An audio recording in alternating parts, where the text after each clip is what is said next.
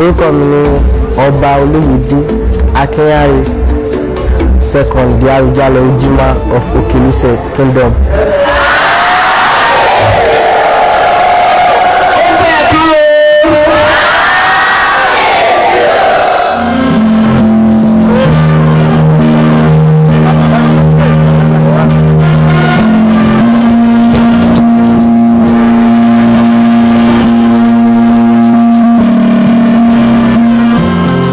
Àkọ́bí ọkọ ní ìlú wa ní palace ló máa jọba,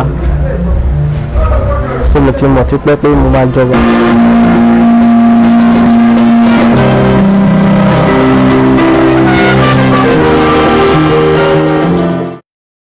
Ètò ẹ̀kọ́ mi ó ṣì wà normal, mo ṣì study normal in a normal way, so mi ò rí pé ọba pé ó máa affect studies mi. Mo wà ní SS2 àti bá ti dé school mi kí n máa ronú nípa ilé mọ́ pé mo wà ní, so I can face education mi with my books.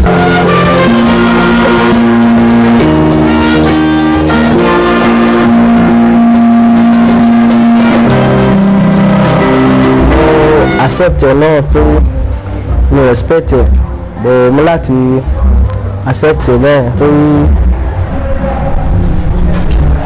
ní early age mi kí tó dàgbà màá ti ṣe kan tó dáa sílùú, màá ti ṣe àwọn needful things tó need sílùú.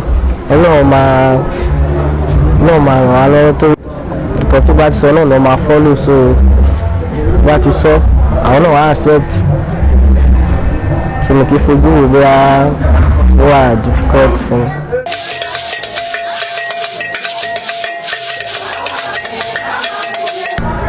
Kò tí sí ìyàwó báyìí, mo fẹ́ parí education mi tán kí tó fẹ́ yàwó.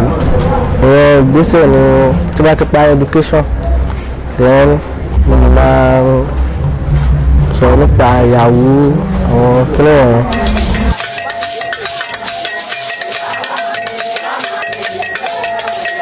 Tí bá ti graduate láti school, tí bá ti lọ sí university, bá ti kàwé tán, then mo máa create àwọn ẹ̀kọ́ tó wà wúlò bí schools, bí àwọn ọ̀nà network wọn, mo máa ṣe gbogbo ẹ̀.